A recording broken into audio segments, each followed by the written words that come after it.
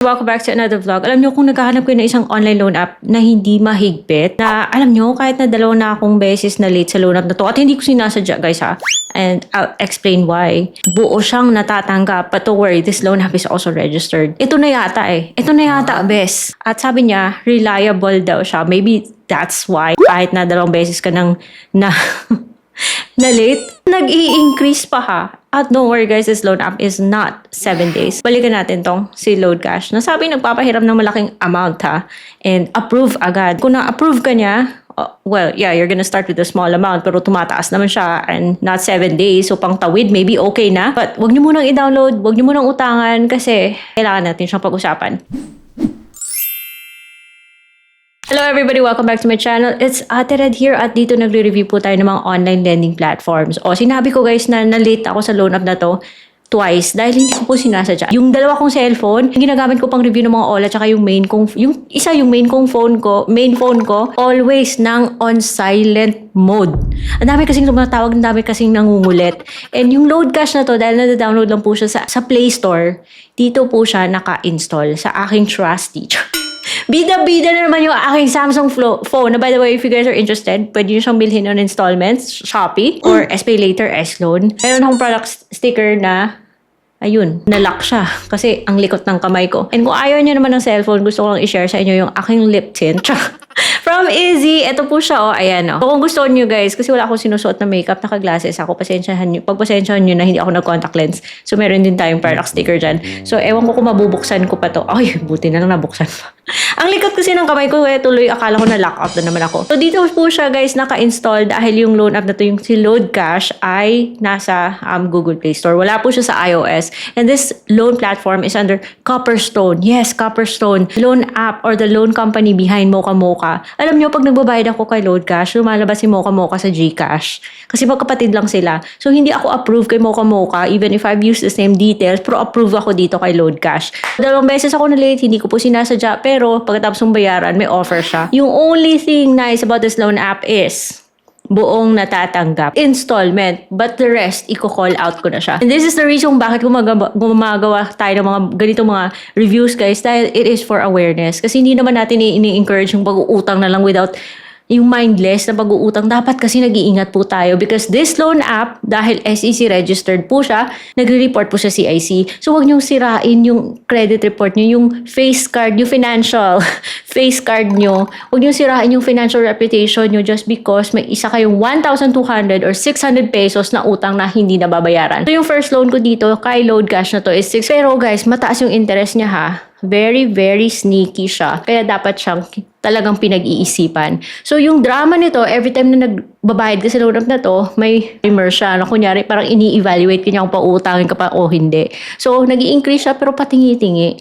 600 and then naging 700 and naging 1, 2. Ino-observe ko siya kasi gusto ko ipinaparamdam sa kanya na, oy, hindi nyo kami maluloko sa interest na yan ha. Kasi, oo nga, nag-offer siya ng installment pero papalabasin niya ang 181 days, 180 days, last payment mo installment na sobrang tagal na pag sinabi niya for example 5 terms lang, lumalabas na 2 months lang pala kasi every 15 days ka magbabayad at pag sinabi niyang 7 terms, lumalabas na 3 months kasi every 15 days ka magbabayad tapos free na daw yung last installment kasi gusto niya ang palabasin na compliant siya sa cap ni SEC na 12% and below sa effective interest rate kasi kung pagbabasihan mo lang yung number of months, yung number of days na actually bayad ka na, papalo ng 24%, 30%, yung kanyang interest tulad nito.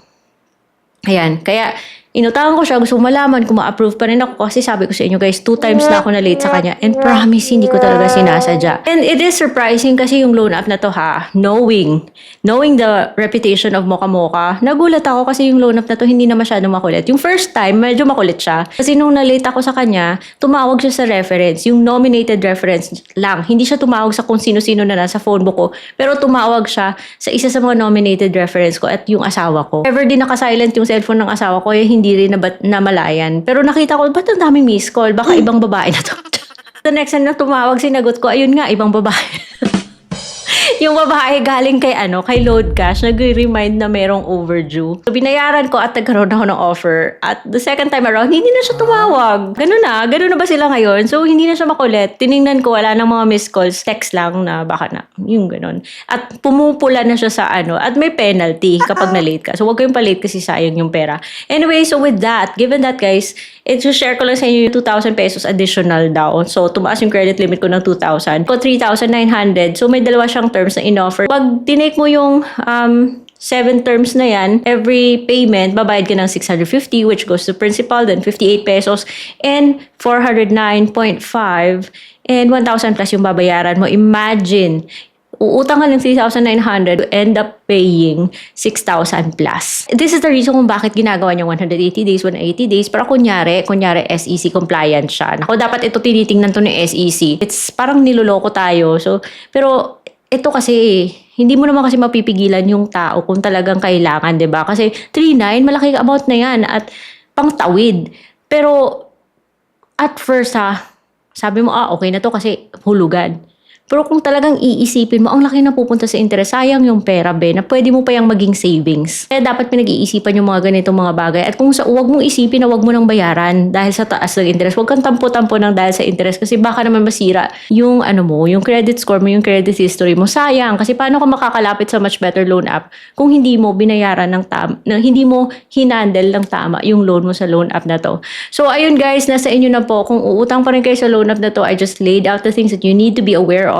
Just so you know kasi yung loan app na to registered and you know that already. And if you wanna see my old videos, meron po tayo dyan.